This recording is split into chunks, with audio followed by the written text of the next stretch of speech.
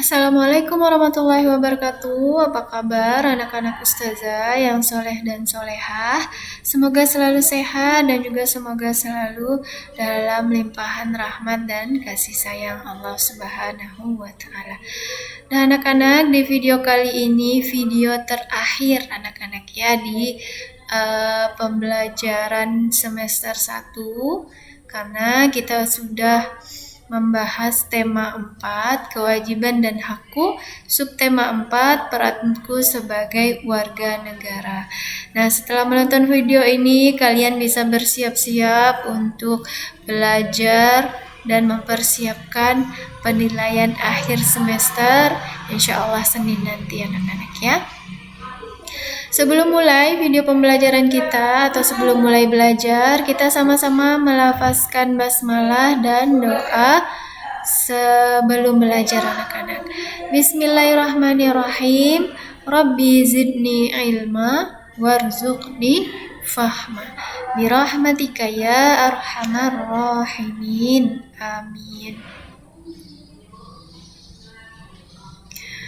Nah, anak-anak, di pembelajaran ketiga ini kita akan belajar tentang manfaat dari peta. Nah, seperti yang background yang kalian lihat, ini adalah gambar peta Indonesia, anak-anak ya. Nah, peta yang kita bahas di pembelajaran ini adalah seperti petunjuk arah anak-anak ya, atau peta sebuah lokasi wisata. Seperti di buku kalian itu adalah tentang kebun binatang Ragunan anak-anak ya.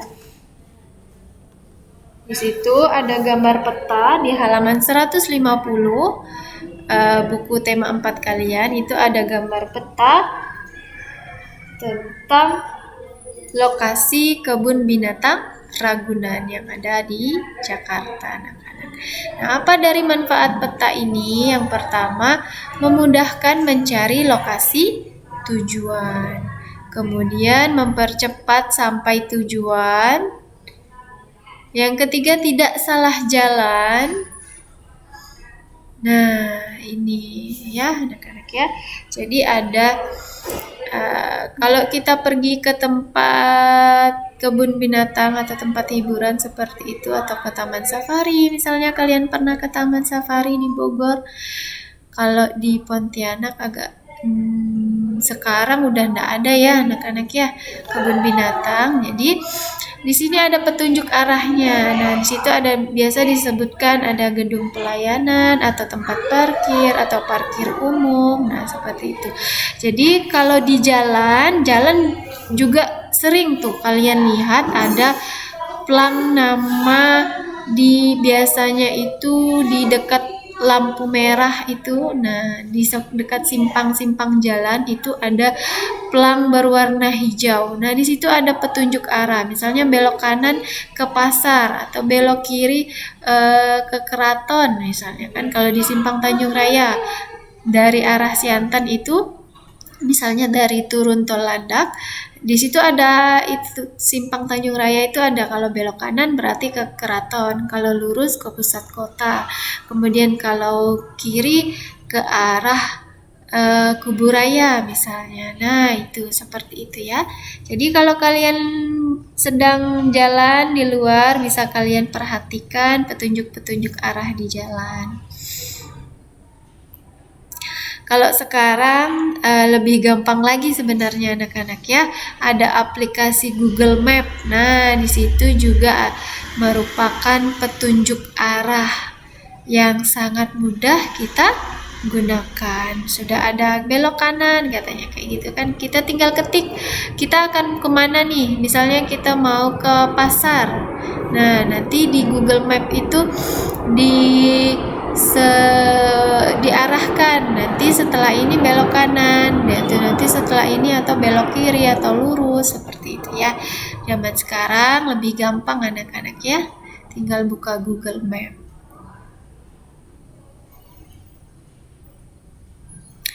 Surat pribadi. Nah, ini tentang surat pribadi. Ciri-ciri dari surat pribadi ini yang pertama adalah bahasa yang ditulis bukan bahasa baku. Menggunakan bentuk bebas atau tidak ada aturan tersendiri anak-anak ya. Jadi dan juga menggunakan kertas bebas, mau kertas binder yang cantik-cantik itu dengan banyak motif-motifnya itu boleh. Nah, jadi tidak ada lambang lembaga, kemudian tidak menggunakan stempel, dan tidak menggunakan nomor surat. Kalian bisa buka buku kalian halaman 151, yaitu contoh surat pribadi yang ditulis Salman untuk kakeknya, yaitu kakek Jajang anak-anak ya. Jadi di situ tetap ada tanggalnya. Ada Jakarta 30 November 2019. Jadi seperti itu. Bahasanya juga bukan bahasa yang resmi atau bahasa baku anak-anak ya. Apa bagian-bagian surat pribadi? Ada alamat dan tanggal penulis surat. Nah, kalian bisa perhatikan, silahkan buka. Buka dulu bukunya, ambil buku tematiknya, buka halaman 151. Di situ ada alamat dan tanggal penulis surat. Alamatnya adalah Jakarta, 30 November 2019. Ada salam pembuka, misalnya Assalamualaikum. Nah, ini ada ya, Assalamualaikum warahmatullahi wabarakatuh, di suratnya ada. Kemudian ada paragraf pembuka, biasanya berupa pertanyaan apa kabar. Nah, di sini Salman menuliskan, apa kabar kakek? Semoga kakek dan nenek sehat selalu. Amin. Nah, itu ya. Itu adalah paragraf pembuka. Apa paragraf isi? Menyampaikan isi atau tujuan dibuatnya surat. Apa isi suratnya? Yaitu Salman itu menceritakan pengalaman wisatanya ke kebun binatang Ragunan bersama ibu, ayah, Sofia, dan Said. Seperti itu anak-anak. Paragraf penutup yang berisi berupa harapan dan permohonan maaf dan mohon diri. Maksudnya itu untuk mohon mengakhiri suratnya anak-anak ya.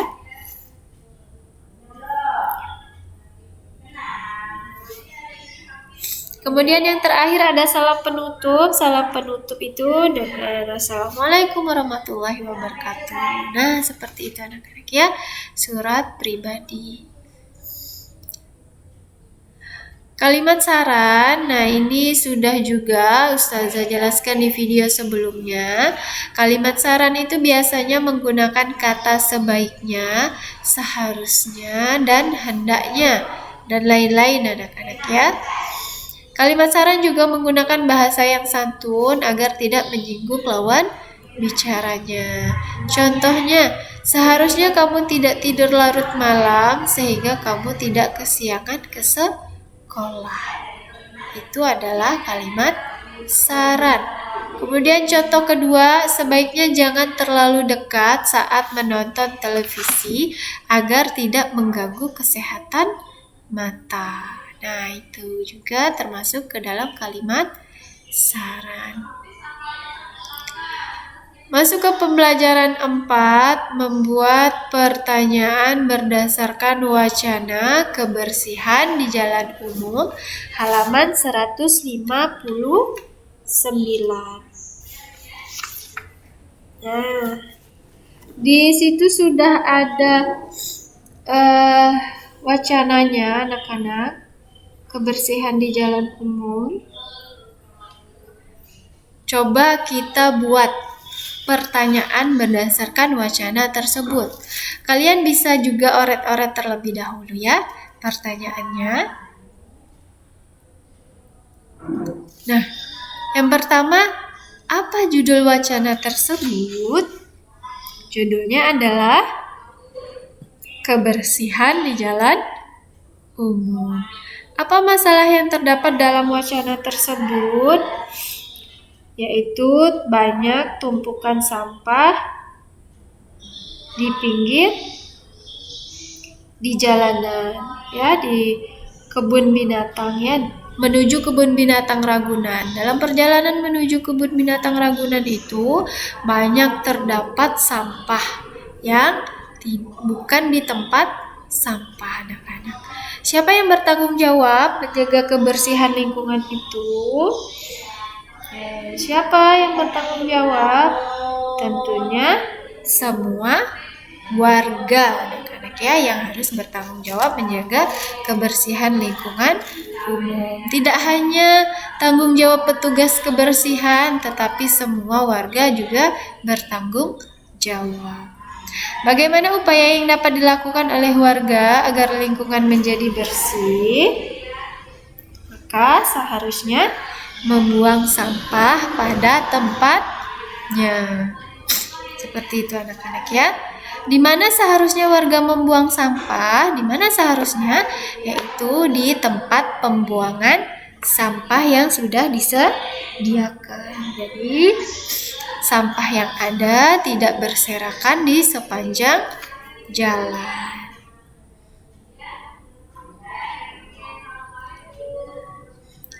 Contoh hak dan kewajiban dalam kehidupan bernegara, anak-anak. Jadi kita tentu tidak terlepas dari kenyamanan kehidupan kita dan kehidupan orang lain di sekitar kita, anak-anak. Apa contoh hak yang bisa kita dapatkan? Misalnya mendapatkan keamanan dan kenyamanan, mendapat perlindungan, kemudian mendapat ketenangan dan kedamaian, kebebasan berpendapat, dan menikmati kebersihan. Itu adalah hak kita, anak-anak, sebagai warga negara. Apa contoh kewajibannya? Jadi kita juga harus menjaga ketenangan, memahami perbedaan yang ada di sekitar kita, kemudian bersikap sopan dan santun, menjaga kebersihan, menjaga kenyamanan dan keamanan, dan juga membantu tetangga yang kesusahan. Itu adalah contoh kewajiban yang bisa kita lakukan sebagai warga negara.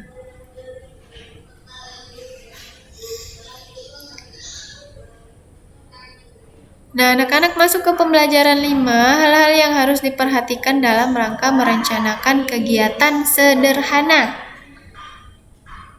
Misalnya kalian ingin berencana untuk pergi ke rumah teman. Nah, membuat tujuan dari kegiatan tersebut. Misalnya ingin kerja kelompok, seperti itu, ya. Kemudian merencanakan waktu pelaksanaannya. Jadi sebelum pergi kalian janjian dulu dengan teman kapan dan waktu yang bisa dilaksanakan kegiatan kelompok atau belajar kelompoknya. Jadi tidak ada beda pemahaman, anak-anak, ya. Misalnya kalau kalian kamu datang jam 4, temanmu datangnya jam 3 lebih awal. Nah, itu jadi makanya kita harus merencanakan terlebih dahulu waktunya agar sesuai dengan yang lain. Kemudian yang ketiga, membuat anggaran yang dibutuhkan untuk keberangkatan dan makannya. Oh, ini seperti merencanakan kepergian ke suatu tempat wisata, anak-anak, ya. Maaf, ya. Jadi kita juga harus merencanakan anggaran yang dibutuhkan, berapa ongkos transportasinya, berapa makan yang diperlukan, biaya makannya, seperti itu, ya. Kemudian yang keempat, membuat daftar kegiatan persiapan hingga pelaksanaan. Misalnya ke pantai, nanti sampai di pantai mau ngapa nih, gitu kan? Makan dulu kah, atau langsung main mandi di pantai kah, atau ada kegiatan lain, seperti itu. Soal cerita pembagian, nah, Siswa SDIT Harunia akan melaksanakan kegiatan bersih-bersih di sekolahnya yang memiliki 10 kelas. Berapa siswakah yang dibutuhkan untuk melakukan kegiatan bersih-bersih di masing-masing kelas? Berapa jumlah seluruh siswa yang dibutuhkan? Nah, di sini yang diketahui adalah hasilnya anak-anak ya. Yang diketahui adalah jumlah kelasnya, yaitu 10.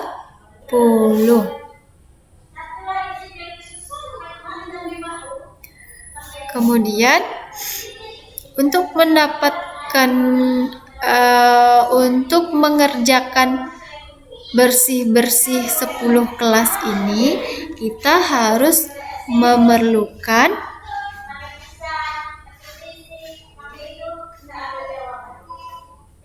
berapa orang siswa? Berapa orang siswa yang kita perlukan untuk mengerjakan setiap kelas, dan berapa jumlah siswa seluruhnya anak-anak. Misalnya jumlah siswa per kelas yang kita butuhkan untuk membersihkan kelas adalah 9 orang. Ya. Jadi coba kita kalikan 10 kelas kita kalikan 9 orang, maka jumlah siswa yang dibutuhkan adalah 90 orang. Nah, anak-anak, jadi cara mengerjakannya adalah dengan cara perkalian. Hasil bagi yang sudah diketahui dikalikan dengan bilangan tertentu atau sembarang. Bilangan penggali sembarang misalnya 9 siswa yang dibutuhkan untuk melakukan kegiatan bersih-bersih. Nah, ini bisa sesuai keinginan kita anak-anak ya, ketika tidak diketahui kedua bilangannya. Jumlah seluruh siswa yang dibutuhkan, banyaknya siswa untuk membersihkan setiap kelas atau bilangan sembarang ada sama dengan 10. Jadi jumlah siswa yang dibutuhkan dibagi banyaknya siswa untuk membersihkan setiap kelas. Seperti yang Ustazah sampaikan tadi, misalnya banyak siswa yang harus yang membersihkan kelas itu 9 orang. Sementara jumlah kelasnya 10. Berapa seharusnya total siswanya?